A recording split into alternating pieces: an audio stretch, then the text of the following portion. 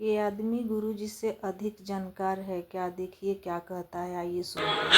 हरे कृष्णा गुरु जी। जी गुरु जी, मुझे पूछना है, मृत्यु के बाद क्या होता है? क्या पुनर्जन्म एक अटल सत्य है? हमारे वेदों में, पुराणों में तो लिखा है कि मृत्यु है तो जन्म है, जन्म है तो मृत्यु है। अजामिल जैसे पापी को भी उनके भी पूर्व जन्म की कथा से वो अजामिल बने, उनकी भी कथा है। बहुत सारे ऋषि मुनियों की कथा है। जैसे भीष्म पितामह की ही कथा है कि उन्होंने पिछले जन्म में एक सांप को कांटे के ढेर में पिछले किसी जन्म में डाला, तो फिर उन्हें बनना पड़ा। मतलब है तब तो बनना पड़ा।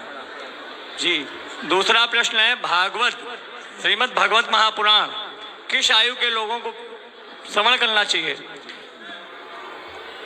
जन्म से लेकर माँ के पेट में गया ना बच्चा, जिस दिन स्त्री गर्भवती हुई, उस स्त्री के गर्भवती होने से लेकर के मृत्यु के बाद भी उसके नाम से यदि किया जाए तो धुंधकारी तो मर चुका था, पर मरे हुए धुंधकारी को भी भागवत सुनवाई गई। मतलब माँ के पेट में आते से लेकर के मरने के बाद तक के लोगों को भागवत सुनवाई जाए तो उनका कल्याण होता। लेकिन मैंने तो सुना है गोकर्ण महाराज ने एक कथा धुंधकारी को सुनाई थी और धुंधकारी चला गया था। दूसरी कथा जब सुनाई तो पूरा गांव चला गया। सही है। तो भागवत तो मरने वालों के लिए हुई है?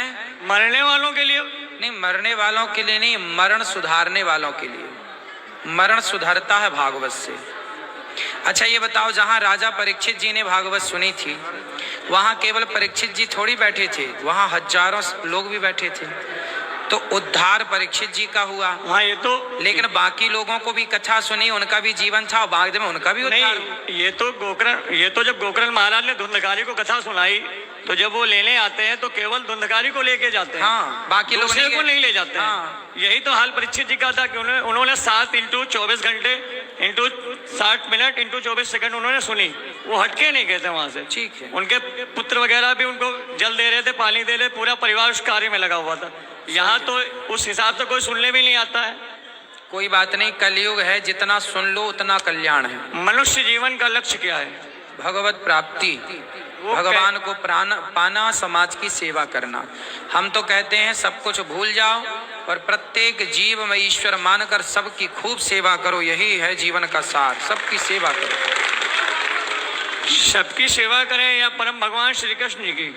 सब में ही तो परम कृष्ण है। हम आपको भोजन कराएं, हम आपकी सेवा करें तो आपके भीतर बैठे भगवान ही तो प्रसन्न होंगे। हम आपके एक थप्पड़ मारें तो आपके भीतर बैठे भगवान ही तो नाराज होंगे। इसलिए सबकी सेवा में ही, सबकी प्रसन्नता में ही ईश्वर की प्रसन्नता है। नहीं, जैसे भगवत गीता में भगवान ने 9वें अध्याय में अंतिम श्लोक कहा है, मन मना भव मत भक्तो मदेया जी, मुझे नमस्कार करो, मेरी सेवा करो। ठीक है। तो यही 18वें अध्याय में उन्होंने कहा 2 बार। हाँ, उन्होंने बोला इस चीज को। ठीक है। तो इसका क्या अर्थ है कि मनुष्य सेवा करें या अहमेवासुमेवाग्रे? देखो भागवत जी में भगवान कपिल देव जी कहते हैं, अहम सर्वेषु भूतेषु भूतात्मावस्थितः सदा श्री राम मैं सब जग जाने सर्वम खलविदम ब्रह्म वेद वाक्य निज प्रभु मैं देखें जगत के ही सन करें विरोध। भगवान कृष्ण गीता में जो कह रहे हैं वो गीता पूरी पढ़ेंगे तो आपको ये मिलेगा कि सब में मुझे ही देखो। सब में किसे देखो? समभाव बोला है उन्होंने। सबको ईश्वर में देखो। नहीं, उन्होंने कहा सबको समभाव देखो, ना किसी से ईर्षा। सबको ईश्वर में देखो। सब में ईश्वर रहते हैं, इसलिए सब में ही ईश्वर का दर्शन करना चाहिए। अब जैसे माता में भगवान देखो, पिता में भगवान देखो, जीव जंतु में भगवान देखो। तुलसीदास जी तो यही कह रहे हैं, सब में ईश्वर देखो।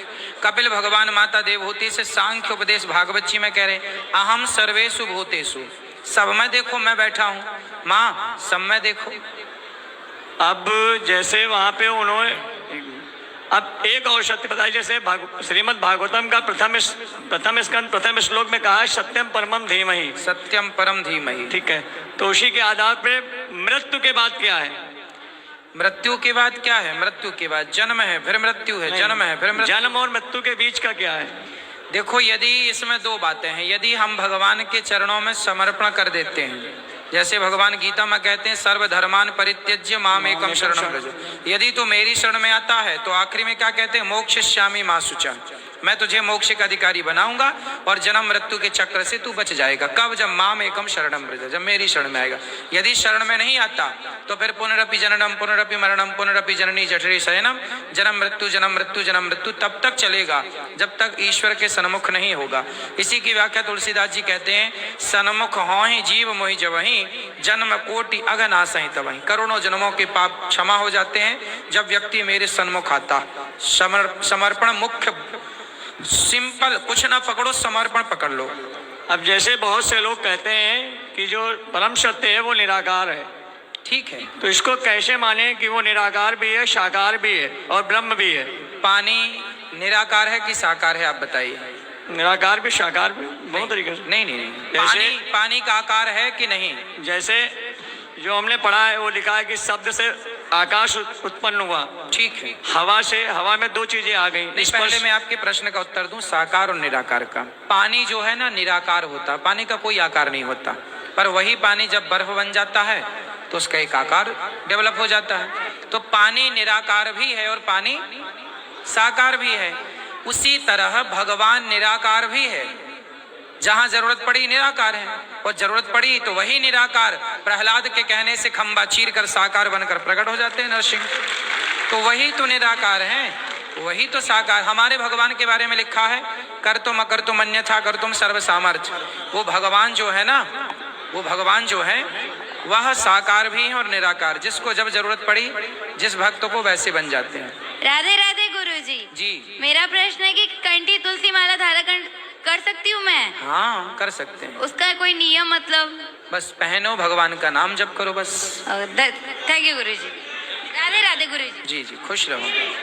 प्रणाम गुरुजी। आएंगे बेटा। गुरुजी, कुंभ 4 जगह मनाया जाता है, लेकिन उसमें सबसे विशेष प्रयागराज ही क्यों है? प्रयागराज जो है ना, तीर्थों के राजा हैं। अच्छा, तीर्थों के कौन है ये? राजा। जब तीर्थों, एक बार सारे तीर्थों की मीटिंग हुई, जी जी, सारे तीर्थ पहुंचे भगवान के पास जी। कहा गया कि भाई यदि हम ये कोई तीर्थ छोटा है, कोई तीर्थ बड़ा है, तो बोले तीर्थों में समस्याएं हुई तो कौन सुलझाएगा? बार बार कहाँ भागे भागे प्रभु आपके पास आएंगे। तब भगवान ने तीर्थों का राजा प्रयागराज को बनाया कि आप तीर्थों के राजा हैं, तीर्थों में कोई भी दिक्कत हो तो आप ही निराकरण कर दिया करिए। तो प्रयागराज जो है वो तीर्थों के राजा कहे गए हैं, तो राजा है ये। धन्यवाद गुरुजी।